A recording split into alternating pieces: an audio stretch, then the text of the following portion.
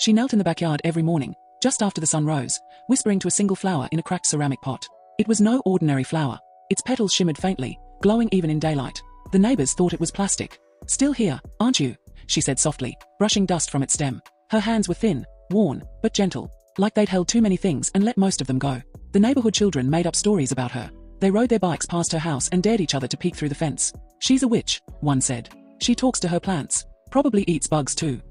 But one child, Milo, didn't laugh. He watched from the sidewalk every day, watched how she Saturday, how still she was, how quiet. One afternoon, she turned to him without looking. "You can come in, you know." He hesitated, then opened the gate. At first, they barely spoke. She offered him lemonade that tasted like mint and honey. He sat beside her, both of them staring at the flower. It was the color of a sunset and seemed to move, just slightly, like it was breathing. "Why only one flower?" he finally asked. She smiled. "Because that's all I need." "It's weird," he said. "It's magic," she replied.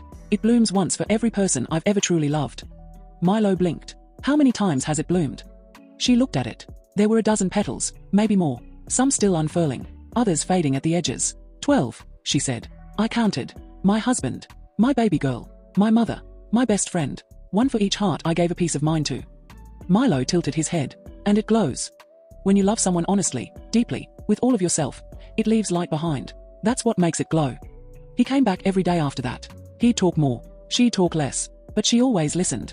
Asked about his drawings, his school, his dad who worked too much, his mom who cried in the car sometimes. Weeks passed. The flower began to change. A new petal curled at its center, small, golden, and bright. Milo noticed it first. "There's another one coming." She looked at it for a long time before she answered. "Yes, there is."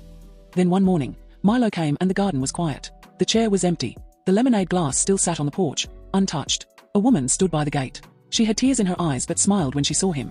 "You must be Milo," she said. "I'm her granddaughter. She told me about you." They walked to the flower together. Milo froze. It was glowing, brighter than ever. And there, in full bloom, was a new petal. Golden, soft, perfect. He reached out to touch it. Something warm passed through him. Not like heat, more like memory. Her voice, faint in the wind. "Now I've loved 13. He whispered, "I love you too." And the flower glowed just a little brighter. He stood there for a long time, his fingers gently brushing the glowing petal. The garden felt different now, quieter, but full, like her presence hadn't left, only shifted. In that stillness, something settled inside him. Love doesn't always shout. Sometimes, it sits in silence with you. Sometimes, it grows in the smallest places, like a single flower in an old woman's yard. He looked up at the sky. She had taught him something no one else had. That being loved deeply, even just once, is enough to light up the rest of your life. And maybe, just maybe, being that kind of person for someone else, is the closest thing to magic we ever get. If you felt something while listening to this story, drop "still blooming" in the comments. Don't forget to like,